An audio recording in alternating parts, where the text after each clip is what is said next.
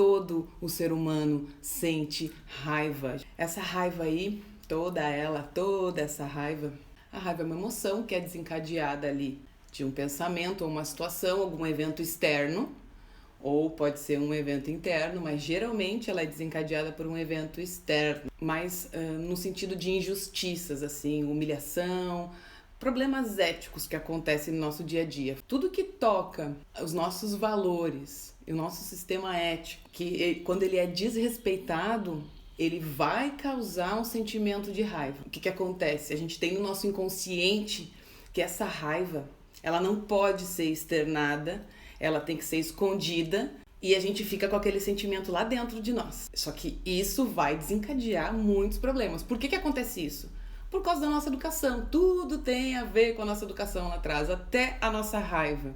Eu sempre fui uma criança muito raivosa, muito mesmo, desde pequena.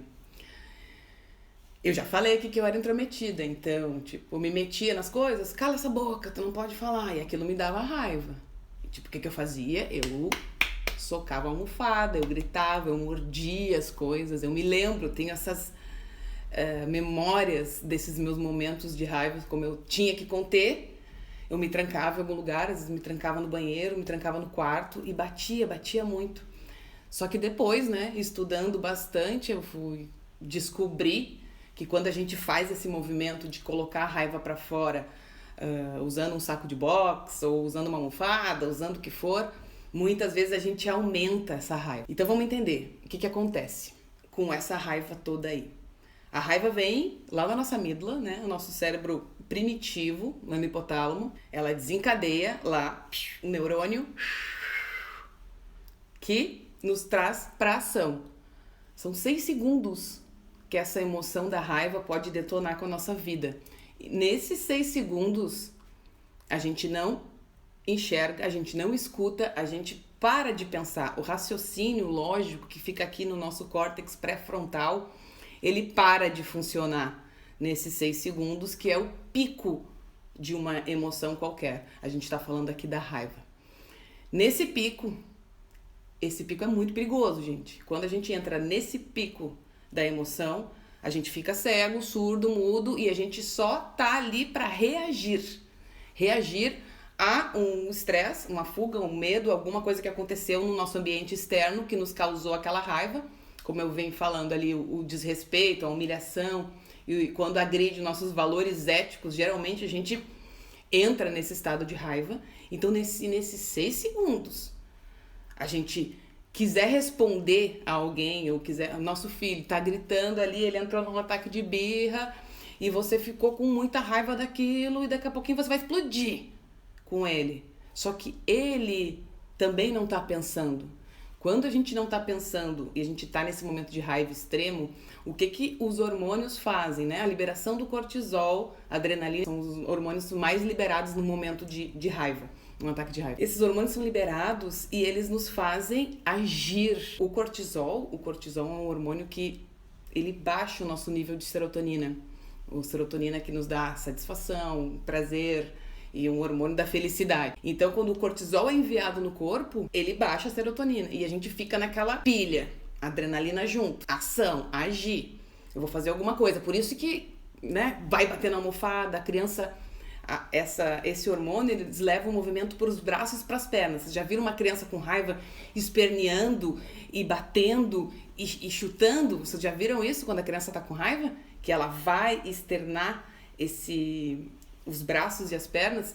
É um mecanismo do nosso sistema fisiológico que faz com que a raiva externize para os membros superiores e inferiores. Então, isso já é automático. Tu não vai querer conter uma criança que tá tendo um surto de raiva naqueles primeiros minutos ali, tentando abraçar ela. Se você fizer isso, é muito capaz que ela te bata mesmo. Porque ela vai estar com uma energia muito forte, tanto nos braços como nas pernas.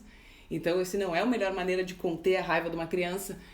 E o que a gente faz? Quando a gente vê, a gente vai entrar no looping, tem uma criança com raiva, e a gente tá com raiva daquilo que a gente não conseguiu fazer com que ela parasse com aquilo, que a gente está tendo aquele mesmo padrão de comportamento que tiveram com a gente, de tentar conter a raiva, de tentar que a criança suprima aquela raiva.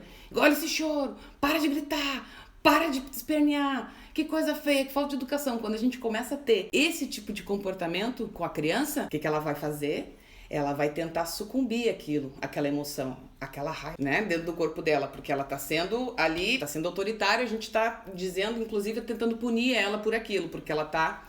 Então a gente tá privando ela de expressar aquela raiva e não estamos direcionando a criança em como que ela pode fazer isso. E o pior, a gente tá entrando na raiva junto com ela.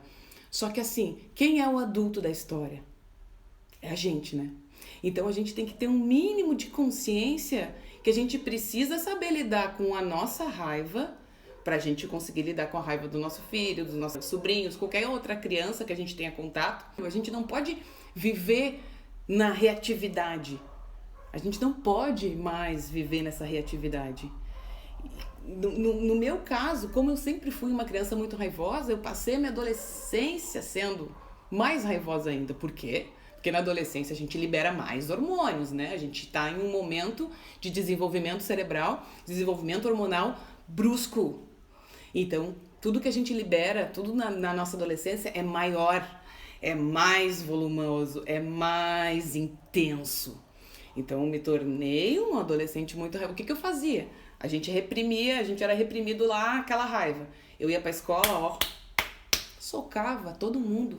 Eu não podia fazer isso em casa. Onde é que eu ia fazer? Fazer na escola.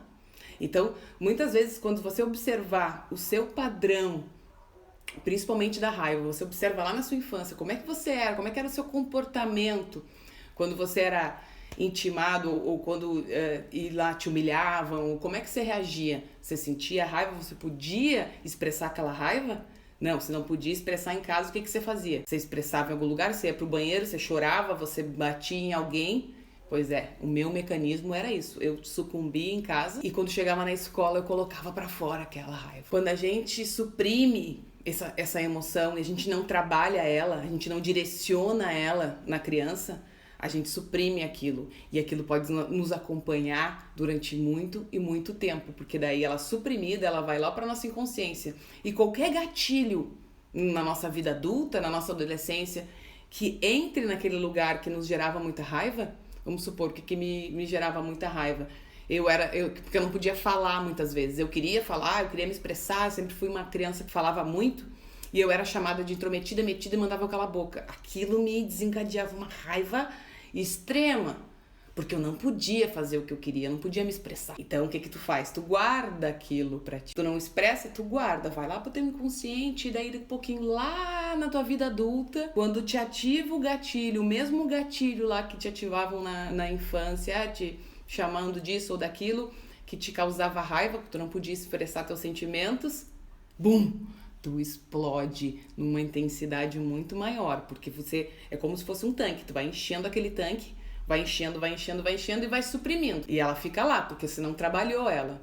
Você não sabia lidar com essa emoção. Seus pais não sabiam lidar com essa emoção para direcionar desde pequenininho, que é o que a gente faz hoje com as crianças. Muitos, né, pais conseguem já entender, trabalhar em si mesmo esse mecanismo da raiva e direcionar os seus filhos no momento de raiva. Se a gente suprimiu durante muito tempo e quando chegou lá na vida adulta, deu uma coisinha que parece pequena, mas que pegou aquele mesmo gatilho lá de humilhação, que tem a ver com os nossos valores e a nossa ética, isso vai desencadear um grande, enorme, e a gente não vai saber controlar aquilo, porque a gente não sabe que aquilo tá tudo suprimido no nosso inconsciente, no nosso sistema. E aí você vai explodir. E aí o que você faz quando você explode?